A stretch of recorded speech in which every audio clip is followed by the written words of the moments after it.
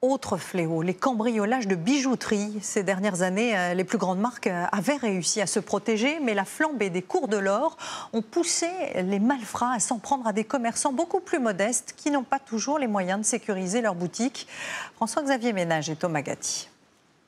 Un braquage avec une arme, des malfaiteurs encagoulés qui remplissent leur sac à dos de bijoux, un faux client avec une canne, il sort une arme, sur son visage un masque, il se sert le plus tranquillement du monde dans la vitrine.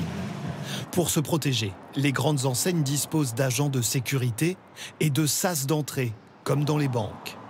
Les plus petites adresses mettent désormais parfois en vitrine de faux bijoux en or, et pour les lingots d'or exposés...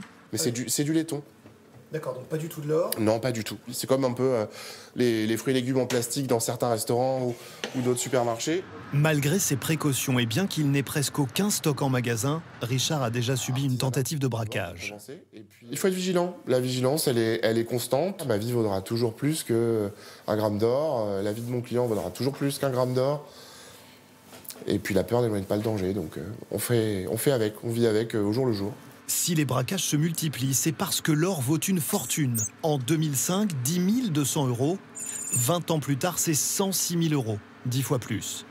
Les braqueurs, pour écouler leurs marchandises, se rendent souvent à l'étranger, notamment en Belgique, où les bijoux sont fondus, transformés parfois en lingots et donc intraçables. Pour éviter les attaques, cette chaîne d'une centaine de magasins n'a plus aucun stock. Tout fonctionne par commande. L'or est dans un autre lieu, tenu secret, et ça dissuade les braqueurs. Les malfaiteurs vont venir faire leur business plan, chercher à identifier le risque qu'ils ont d'un côté, le gain qu'ils peuvent avoir de l'autre. Si le gain est incertain, s'il n'est pas connu de manière précise, en général, ils préfèrent aller voir ailleurs. Pour les bijoutiers de quartier, impossible de fonctionner sans stock, impossible aussi d'avoir de gros budgets sécurité. Dans ce contexte, la police assure redoubler d'efforts. On leur donne des conseils. Les effectifs de police, notamment de voie publique, sont très largement sensibilisés à faire des passages réguliers devant les bijouteries.